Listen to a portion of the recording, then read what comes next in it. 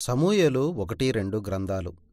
మన ప్రస్తుత బైబిల్లో 2 వేర్వేరు గ్రంథాలుగా ఉన్నప్పటికీ అది కేవలం ఒకే గ్రంథంగా ఉండేది.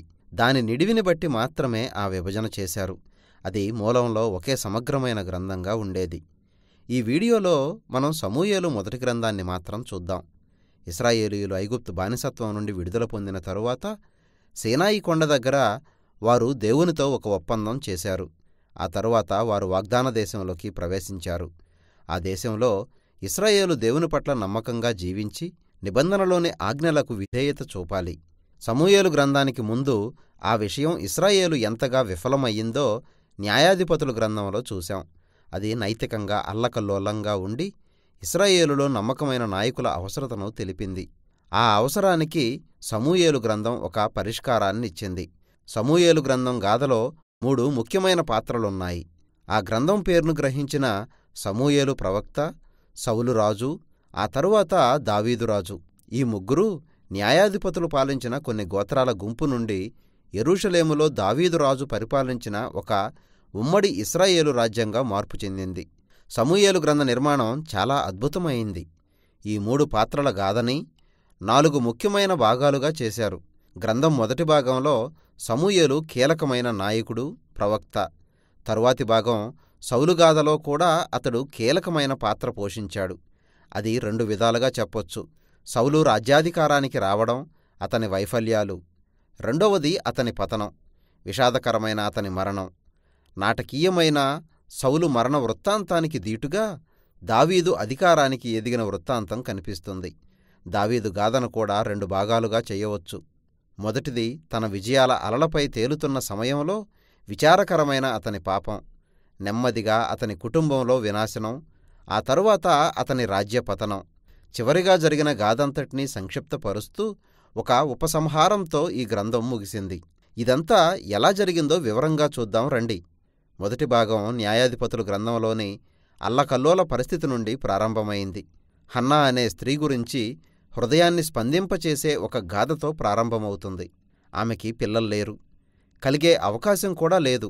అయితే ఆమె దేవుని దయవలన చివరికి సమూయేలు అనే కొడుకుని కన్నది. ఆ సంతోషంలో ఆమె 2వ అధ్యాయంలోని ఈ గొప్ప కీర్తనను ఆలపించింది.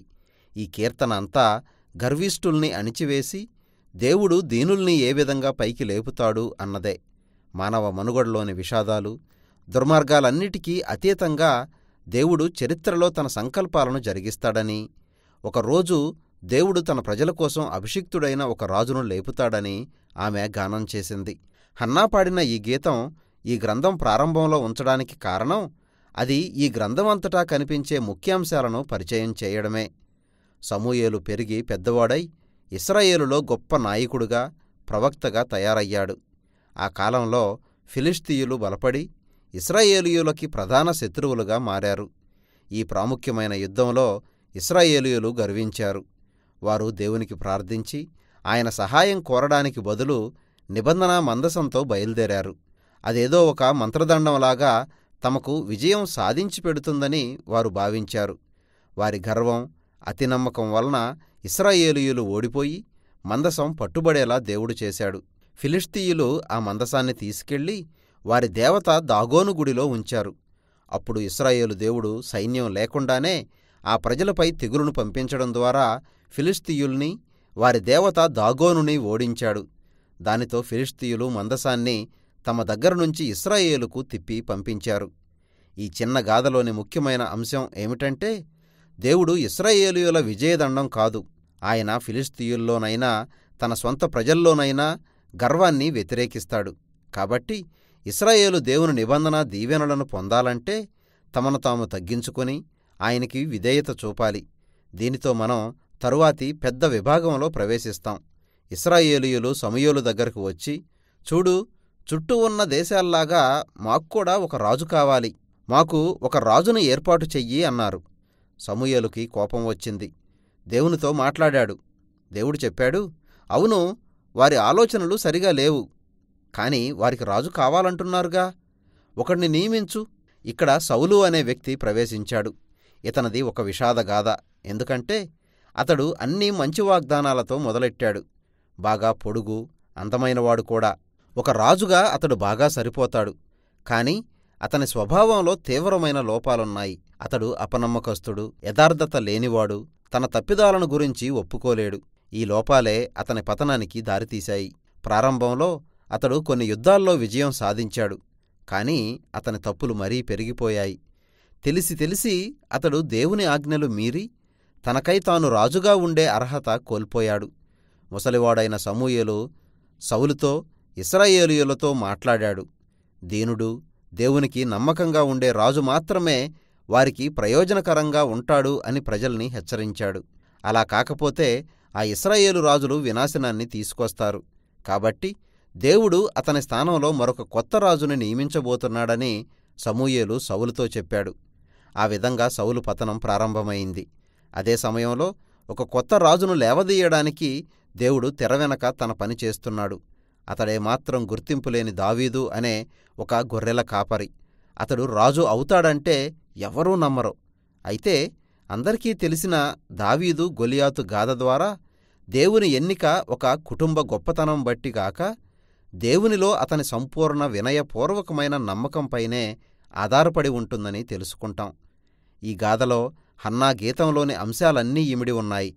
గర్విష్ఠులైన సౌలు, గొలియాతు కిందకి అణిగిపోగా దీనుడైన దావీదు హెచ్చించబడ్డాడు. ఇక్కడి నుండి సౌలు నెమ్మదిగా ఒక వెర్రితనంలోకి దిగజారిపోవడం, దావీదు అధికారంలోకి రావడం చూస్తాం.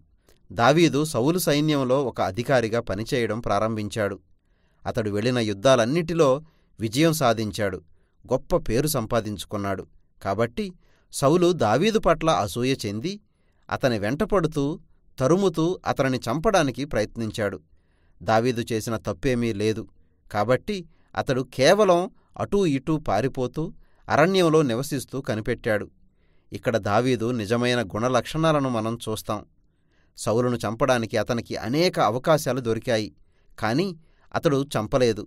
సౌలు దుర్మార్గం ఎలాంటిదైనా దేవుడు తన ప్రజల కోసం ఒక రాజును లేవనెత్తుతాడని అతడు నమ్మాడు.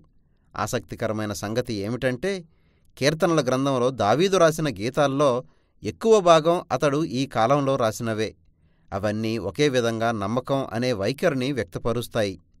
చివరికి సౌలు ఫిలిష్తీయులతో జరిగిన ఒక యుద్ధంలో ఓడిపోయి అకాల మరణం చెందడంతో గ్రంథంలోని ఈ భాగం ముగుస్తుంది. మీకు బైబిల్లో బహు ఆసక్తికరమైన పదే పదే విన్న గాథలు సమూయేలు మొదటి గ్రంథంలోనే చూస్తాం. సౌలు, దావీదుల స్వభావాలు చాలా వాస్తవికంగా చిత్రీకరించబడ్డాయి. మిమ్మల్ని మీరు వారిలో చూసుకోగలిగే విధంగా రచయితలు వాటిని స్వభావ చిత్రణ ధ్యానాలుగా మలచి అందించారు. సౌలు గాథలో మనకొక హెచ్చరిక ఉంది. మనలోని లోపాలను ఎప్పటికప్పుడు పరిశీలించుకుంటూ అవి మనకు, ఇతరులకు ఎంత హాని చేస్తాయో ఆలోచించాలి. దేవుని సహాయంతో మనల్ని మనం తగ్గించుకుని మనలోని చీకటి కోణాలను సరిచేసుకుంటూ మనం కూడా సౌలులాగా కాకుండా చూసుకోవాలి. మరోపక్క దావీదు సహనానికి, మన జీవితాల్లో దేవుని సమయంలో నమ్మకానికి ఉదాహరణగా నిలిచాడు. సౌలు చేత తరమబడుతూ అతడు అరణ్యాల్లో తిరుగుతూ గడిపాడు. దేవుడు తనని విడిచిపెట్టాడు అని భావించడానికి దావీదుకు ఎంతైనా అవకాశం ఉంది. కాని అతడు అలా ఆలోచించలేదు. కాబట్టి మానవ దుర్మార్గత ఎంత గొప్పదైనా గర్విష్ఠుల్ని అణిచివేయడానికి, దీనుల్ని హెచ్చించడానికి దేవుడు ఎప్పుడూ తన సంకల్పాన్ని నెరవేర్చుకుంటూనే ఉంటాడు అని మనల్ని ప్రోత్సాహపరుస్తుంది. ఈ సత్యాన్ని మనం సమూయేలు మొదటి గ్రంథంలో ప్రస్ఫుటంగా చూడగలం.